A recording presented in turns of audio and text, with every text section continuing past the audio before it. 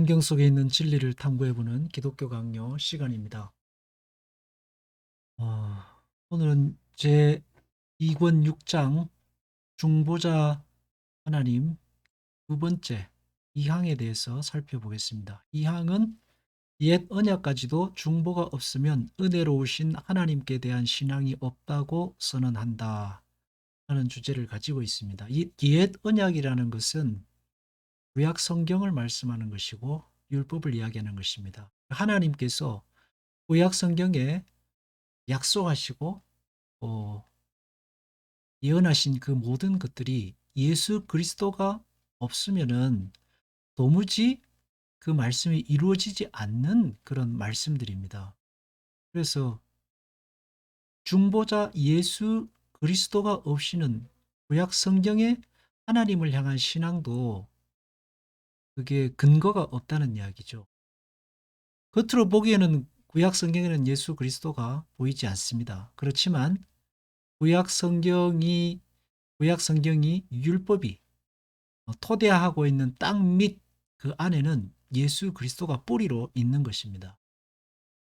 하나님께로서 생각해 보면 하나님 안에는 항상 예수 그리스도를 통하여서 하나님께서 이스라엘 백성들에게 말씀하실 때는 예수 그리스도를 통하여서 중보자 예수 그리스도를 염두에 두시고 그들에게 말씀하신 것이다라고 볼 수 있습니다. 그래서 이 사도 요한은 예수님을 가리켜서 말씀이신 예수 그리스도라고 그 성경에 기록하고 있는 것이죠.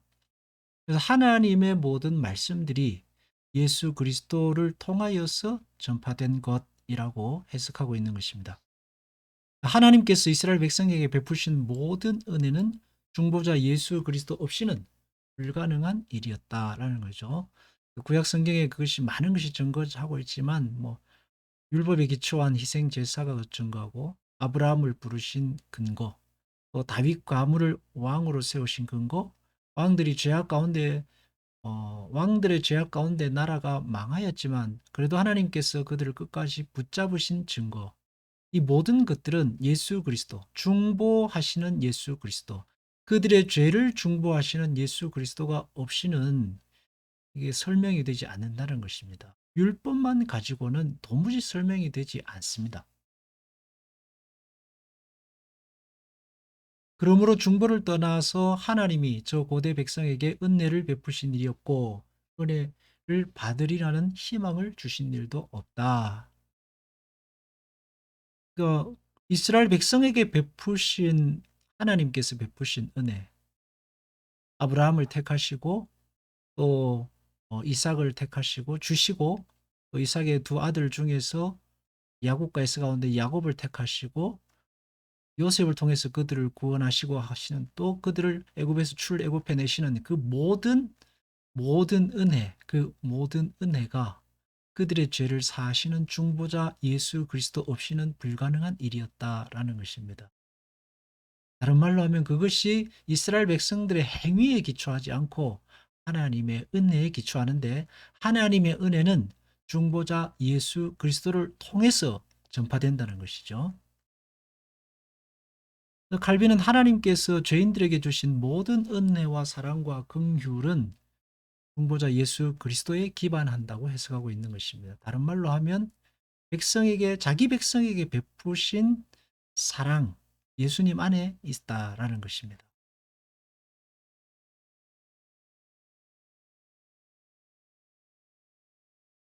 교회, 그러면서 이제 교회 이야기를 하는데, 그 교회에 기쁘고 축복받은 상태는 항상 그 토대가 그리스도라는 인물에 있었다는 것을 말할 뿐이다라고 했어요. 그러니까 나는 제사를 말하지 않고라고 했습니다. 그것은 뭐냐면 구약에 있는 그 제사 제도가 명백히 예수 그리스도를 나타냅니다. 그렇지만 그 제사 제도를 교회가 가지고 있다는 것이 중요한 게 아니라, 교회의 가장 기쁘고 축복받은 상태는 오직 예수 그리스도 그분 안에 있다는 것입니다.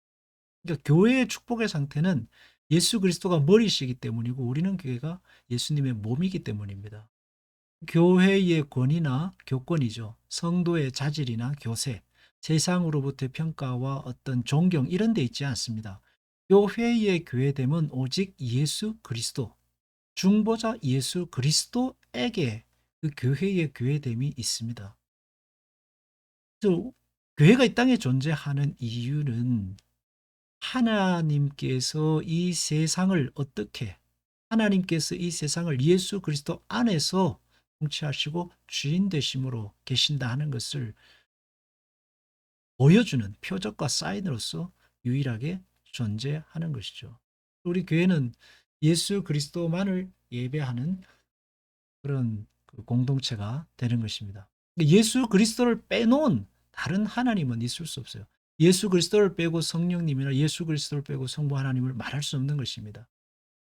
하나님의 모든 말씀은 예수 그리스도를 통해서 전파되고 또 은혜로서 우리에게 주어지기 때문이죠. 그래서 칼빈의 이 성경에 대한 관점을 보면 중심에 항상 예수 그리스도를 담고 있다라는 것을 알 수 있습니다. 바울은 모든 민족이 축복을 받게 할 후손은 바르게 말하면 그리스도였다고 현명한 추리를 한다 했어요. 창세기 17장 4절 보면 내가 너와 내 언약을 세우니 너는 아브라함입니다. 너는 열국의 아비가 될지라 해서 아브라함이 열국의 아비가 되고 아브라함이 복의 근원이 되고 뭐 이렇게 하나님께서 약속을 하신데 그 열국이 과연 누구냐? 어디서 아브라함이 열국의 아비가 되는 이 약속의 말씀이 성취되냐면 예수 그리스도를 통해서 아브라함에게 주신 이 말씀이 성취된다는 것입니다.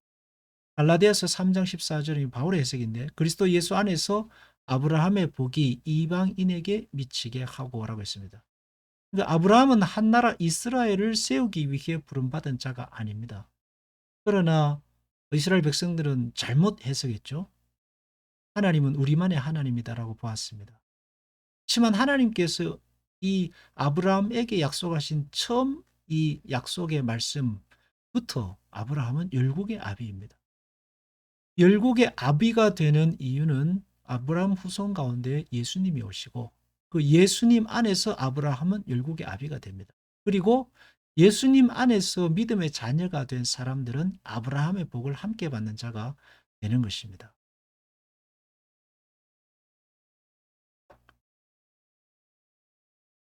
여기는 아브라함의 후손이 모두 아브라함의 후손이 된 건 아니죠. 이스마엘은 떨어져 나갔습니다. 그리고 이삭의 후손 중에서도 에서는 떨어져 나가죠. 그것뿐만이 아니라 한 사람은 택함을 받고 한 사람은 버림을 받는 이 모든 일, 장자가 밀려나고 차자가 택함을 받는 이런 일들, 이 모든 일들이 어떻게 해서 이 구약성경이 뭘 보여주기 위해서 구약성경에는 이런 일들이 있냐 하면 하나님의 은혜를 보여준다는 것입니다. 중보자 예수 그리스도가 아니고서는 설명되지 않는 이스라엘, 구약 성경의 이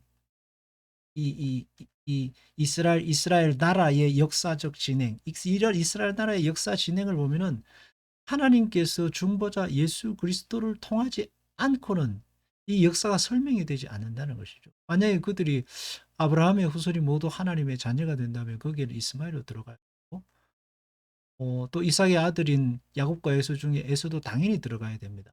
모든 사람이 다 들어가야 되는데 혈과 육으로 되지 않고 하나님의 은혜로 나라가 진행되는 것을 볼 수 있습니다. 왕도 그 이세 아들들 중에 다윗이 왕이 되죠. 그게 은혜로 이루어지는 나라라는 것을 보여주는 거예요. 근데 그 은혜의 근거가 뭐냐? 중보자 예수 그리스도라는 것입니다.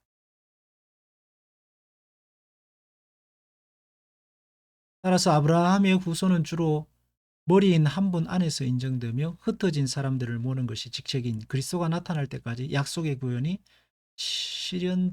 약속의 구원이 실현되지 않았다는 것이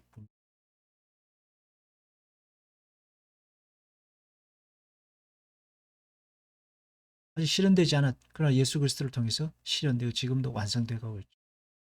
처음 선민을 택하신 것, 그러니까 아브라함을 통해서 이스라엘 백성을 택하신 것도 예수 그리스도의 중보의 은총에 의한 일이었다라고 해석하고 있습니다. 그러니까 이 칼빈은 겉으로 드러나 있는 것을 보는 게 아니고 그 뿌리를 보고 다 했던 것이죠. 내가 나를 위하여 충실한 제사장을 일으키리니 그가 나의 기름 부음 받은 자 앞에서 영구히 행하리라. 이것은 사무엘에 모친 하나가 아니고 한나가 다윗이 세워지지 않았을 때에, 그러니까 이 사무엘을 얻고 하나님 앞에 찬양한 노래입니다. 1차적으로 이 노래는 다윗을 지칭하는 것 같지만, 그러나 다윗은 이 노래와 부합하지 않습니다. 왜냐하면 영구히 행하는, 기름 부음 받은 자 앞에서 영구히 행하는 충실한 제사장이 다윗은 아닙니다. 도대체 이 노래는 누구를 향한 것이냐? 1차적으로는 다윗이지만, 그러나 다윗 또한 무엇을? 예수 그리스도를 나타내는 모형으로서 거기에 있다는 겁니다. 궁극적으로 이 약속을 실현하신 분은 영원한 대제사장이신 예수 그리스도가 되시는 것입니다. 하나님께서 다윗과 그의 후손을 위하여 예루살렘에 주신 등불, 다윗을 위하여 예루살렘에서 저에게 등불을 주시되라고 했는데, 다윗을 위해 주신 그 등불은 다윗 이후에 나타난 왕들 중에 다윗보다 뛰어난 왕은 없었습니다. 근데 다윗을 위해 하나님께서 등불을 주신다? 말이 안 되잖아요. 그럼 다윗을 위해 하나님께서 주신 등불은 오직 예수 그리스도밖에는 설명이 안 되는 것입니다. 그리고 예루살렘은요. 예루살렘은 무너졌습니다. 무너진 예루살렘 성을 경고하신다? 어떻게 경고해? 교회를 의미하는 것입니다. 육적으로 세워진 예루살렘은 무너지고 영적인 예루살렘으로 다시 세워지는, 그래서 영적인 예루살렘의 영원한 등불이 예수 그리스도가 되시는 것을 이 구약 성경의 곳곳에다가 이렇게 뿌리로서 남겨두고 계시는 것입니다. 그래서 아브라함이 열국의 아비가 되리라는 하나님의 약속과 맞닿아 있으면서 중보자 예수 그리스도만이 유일한 예언의 말씀에 성취하신 분이다 하는 것을 보여주고 있습니다. 하나님의 중보 없이는 인류와 화해하실 수 없으므로 율법에서 거룩한 조상들이 믿어야 할 대상으로서 항상 그리스도가 그들 앞에 제시되어 있다. 예레미야가 4장 20절을 이제 그 앞에 말씀으로 두고 있는데, 그 이스라엘 백성들은 언제나 인간 왕을 의지했습니다. 예레미야 44장 20절이 뭐냐면 우리의 콧김, 여기에 우리의 콧김이라는 것은 생명의 원천인 그들의 왕 시드기야를 의미하는 것입니다. 곧 여호와의 기름 부으신 자가 저희 함정에 빠졌으며, 함정에 빠졌다는, 우리가 저를 가리키며 전에 이르기를 우리가 저의 그늘 아래 열국 중에 살겠다 하던 자로다. 그러니까 이스라엘 백성들이 시드기야를 의지해서 열국 중에서 시드기야를 의지해서 그 그늘 안에 살겠다라고 했는데 결국 그도 망했거든요. 그들이 의지했던 다윗도 사실 죽었죠. 그리고 후세에 있는 모든 왕들, 그들이 메시아이기를 바랬던 그 왕들은 메시아가 아니었습니다. 그들을 의지했지만 의지할 대상이 아니었던 거죠. 그러면 의지할 대상으로서의 구원자로서의 영원한 그 대제사장으로서의 메시아는 누구냐? 예수 그리스도밖에 없다는 것입니다. 예수님이 오셨을 당시에 바리새인과 제사장들은 또 마찬가지죠. 그들 또한 육적 대제사장으로서의 왕을 구했습니다. 그렇지만 그것은 실패한 사상이죠. 예수 그리스도는 오직 그 구원하시는 유일한 중보자는 예수 그리스도시다라는 것을 성경이 우리에게 보이고 있습니다.